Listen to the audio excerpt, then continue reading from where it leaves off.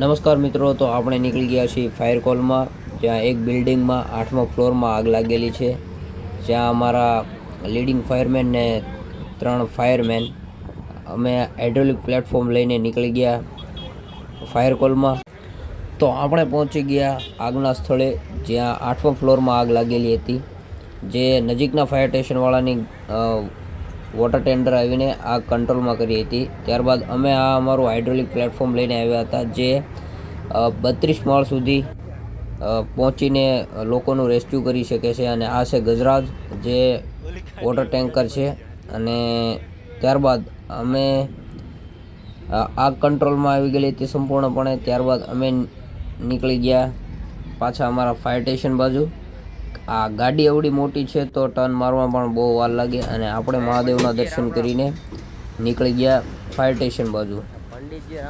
તો મિત્રો, જ્યારે પણ તમે સાયરનનો અવાજ કે એમ્બ્યુલન્સનો અવાજ સાંભળો ત્યારે તમારે એને સાઈડ આપી દેવી જોઈએ, કેમ કે વારંવાર આ એક પ્રોબ્લેમનો ફેસ ફાયરવાળા, ઇમરજન્સી સર્વિસવાળા અને એમ્બ્યુલન્સવાળા કરતા હોય છે, જેને સાઈડ નથી મળતી.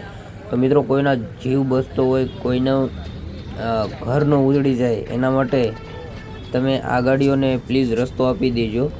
અમદાવાદ સિટી જેવડું મોટું છે તો સ્વાભાવિક છે કે અહીંયા ટ્રાફિક થાય, પણ મિત્રો બને ત્યાં સુધી આવડી આ ઇમરજન્સી ગાડીઓને તમારે રસ્તો આપવાનું તમારું તરફથી 100% આપવું, કેમ કે કોઈનો જીવ બચતો હોય તો એનાથી વિશેષ તો પુણ્ય શું હોય. તો મિત્રો, અમે પહોંચી ગયા અમારા ફાયર સ્ટેશને. ફાયર સ્ટેશને પહોંચીને આપણે કરાવ્યું હાઇડ્રોલિક પ્લેટફોર્મનું યોગ્ય પાર્કિંગ. અને આ છે અમારા ફાયર સ્ટેશનનું વોચરૂમ, જેને કંટ્રોલ રૂમ પણ આમ ગણી શકાય છે. અને આ છે અમારું ફાયર સ્ટેશન, જ્યાં ઘણી બધી ગાડીઓ છે જેનું અલગ અલગ કામ છે. ત્યારબાદ આપણને લાગી હતી ભૂખ, તો આપણે પહોંચી ગયા ડી કેફેમાં, જ્યાં આપણું ફિક્સ બંધાવેલું જ છે મહિના માટેનું, જે આ રીતનું મેનુ હોય છે બધું. ત્યારબાદ અંદરથી કંઈક આ હોટલ આવી લાગે છે. ત્યારબાદ આપણે લઈ લીધું જમવાનું છે આ, અને આ છે આપણા મિત્રો, જે આપણા નજીકના ફાયર સ્ટેશનના જ છે.